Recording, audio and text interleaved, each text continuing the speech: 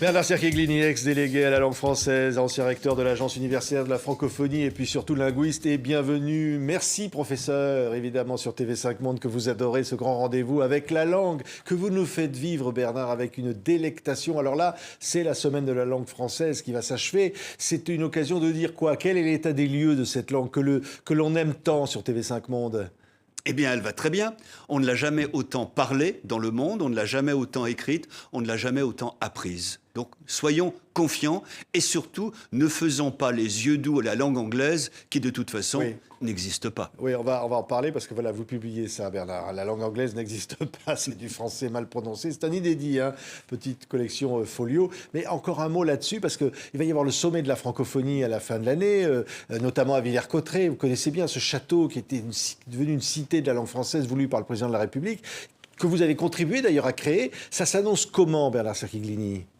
Au mieux, j'ai eu l'honneur d'être expert auprès des commissaires, de suivre de près la préparation de la galerie, de suivre le chantier. C'est une réussite éclatante. Ce château que j'avais visité il y a 25 ans était une ruine. Il a été sauvé par la volonté du président de la République et on en a fait une cité internationale de la langue française, avec une galerie, des lieux d'exposition, des lieux de colloques. 80 000 visiteurs sont venus depuis l'inauguration. C'est une réussite et un succès. Oui, alors la journée de la francophonie, de la langue française, le 20 mars, donc c'est créer, innover, entreprendre sur les thèmes un peu choisis cette année. Ça vous parle, Bernard Cerchiglini, parce que là c'est une francophonie, j'allais dire, de terrain que veut promouvoir Louise Mushikiwabo, la secrétaire générale de la francophonie. La secrétaire générale a raison. C'est une francophonie de terrain, une francophonie dynamique, une francophonie de projet. Vous l'avez dit, Patrick, j'ai eu la chance de diriger l'agence universitaire de la francophonie. Qu'est-ce que c'est? C'est une agence qui aide les laboratoires, les étudiants, les professeurs du Sud à participer au développement de leur pays. C'est ça la francophonie, c'est concret. Oui, et la jeunesse, parce que c'est ça qui est affiché aujourd'hui. Ce qu'on dit au fond, là, on voit bien sûr que l'Afrique va composer l'essentiel de la francophonie. Donc c'est la jeunesse qui est au cœur du projet.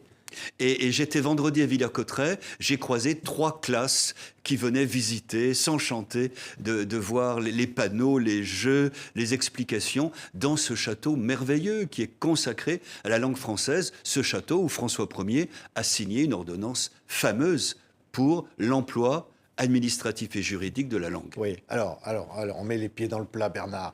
Comment se porte cette langue française? Parce que là, évidemment, cette semaine de la langue française, c'est l'occasion de faire le bilan. On dit parfois que le français recule.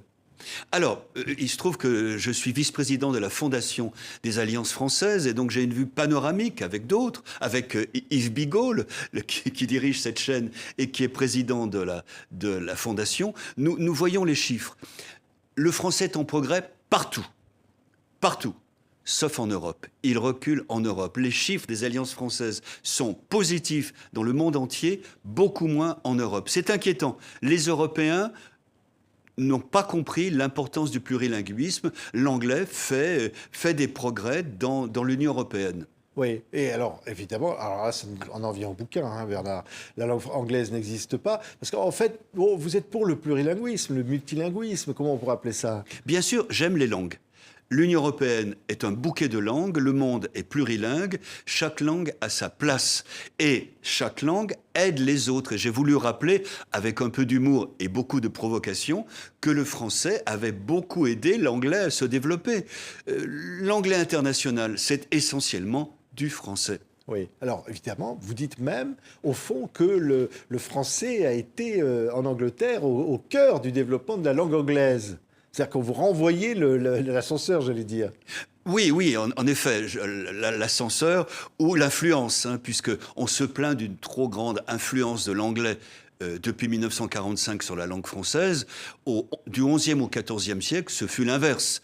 Guillaume de Normandie, devenu Guillaume le Conquérant après la conquête de l'Angleterre en 1066, a colonisé l'Angleterre et a imposé la langue française, qui a donc donné un lexique très important quantitativement à l'anglais et surtout important qualitativement. Ce que je montre dans ce livre, c'est que on sait très bien que 40% du vocabulaire anglais vient du français. Mais l'on n'a jamais vu que ces 40% sont décisifs. C'est-à-dire que le français a donné à l'anglais tout le vocabulaire nécessaire pour le commerce, l'administration, le gouvernement, la vie intellectuelle, la religion, ainsi de suite.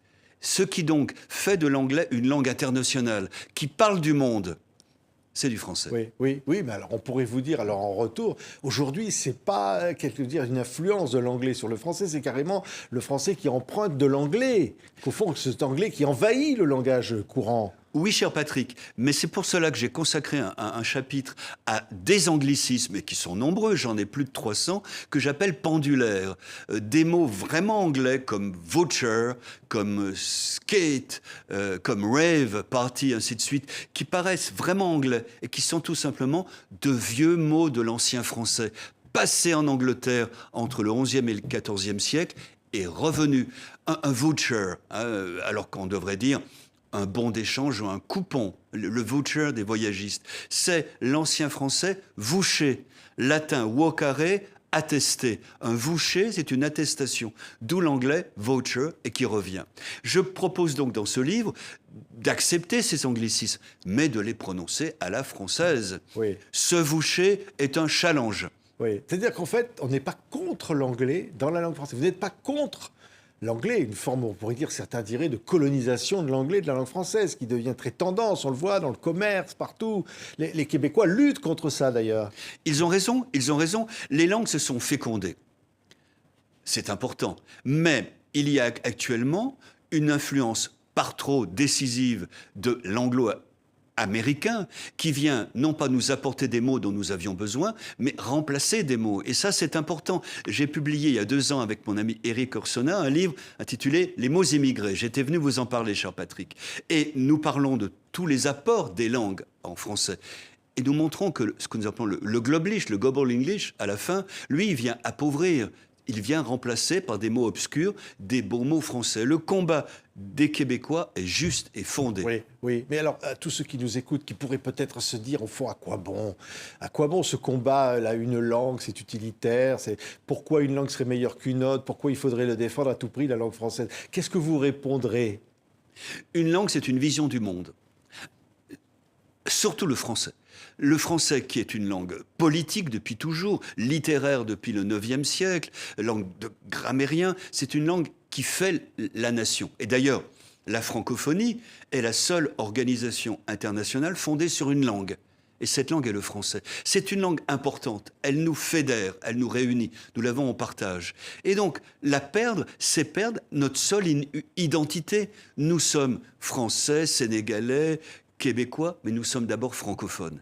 Il faut donc garder cette langue. Elle nous fonde, elle nous unit, elle nous fait partager des valeurs et des sentiments. C'est notre être au monde.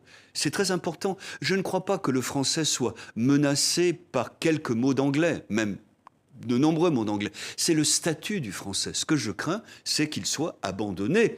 Et que dans certains domaines, non des moindres, le commerce, la communication, on passe complètement à l'anglais. C'est-à-dire qu'on adopte une autre vision du monde. Oui. C'est une reddition. Vous pensez vraiment qu'il y a une autre vision du monde à travers une langue? Parce qu'au fond, on pourrait vous dire, oui, mais c'est pas parce que l'on parle français entre certains pays, il n'y a pas forcément une compréhension immédiate, directe, parce qu'on parle le français ou la même langue. Mais bien sûr, on peut le prouver aisément. Récemment, la Commission européenne a eu un débat entre public service et service public. Ce n'est pas la même chose. Service public en français, c'est l'État. C'est la laïcité, c'est l'administration, c'est le service de l'État au public. Public service, c'est un service qu'on rend au public. Et si l'on défend les public services, on ne défend pas le service public. Et voyez que faire de la politique dans l'Union européenne en français ou en anglais, ce n'est pas faire la même politique. Oui. Puis à la beauté, évidemment, des mots, de la langue, de Molière, de La Fontaine et tout ça. Et donc, au fond, vous dites, oui, il y a une langue, elle est belle aussi. Il faut la défendre comme un patrimoine, comme quelque chose de rare et de précieux, d'unique. Oui, c'est un livre fondé sur l'amour et l'humour. L'amour de cette langue, la confiance que j'ai en elle, le chagrin de voir certains francophones l'abandonner, et l'humour, parce que je n'ai pas voulu faire un traité savant, tout ce que je dis est fondé en science, Patrick, bien sûr. J'ai voulu faire un pamphlet, mettre un peu de Voltaire dans ma plume, en quelque Oui, sorte. et beaucoup de mots, et on se régale. Hein. Vous jouez avec les mots, parce que vous, peut-être la langue, c'est un jeu, au fond, Bernard. C'est quelque chose comme un enfant qui découvre le dictionnaire, quoi. C'est mon plus beau jouet, voilà. Oui. Merci. Bernard Cerquigluni, la langue anglaise n'existe pas, c'est du français mal prononcé. Collection Folio, mais c'est un inédit, hein, c'est pas un livre de poche, je dirais que c'est un inédit, c'est un livre absolument formidable. Ben, je vais dire merci, professeur. Puis surtout, merci d'avoir été avec nous sur TV5 Monde, la chaîne de la francophonie, et comme ça, pour défendre le français pour cette semaine de la langue française. Merci Bernard, à bientôt. Merci une fois de plus, cher Patrick.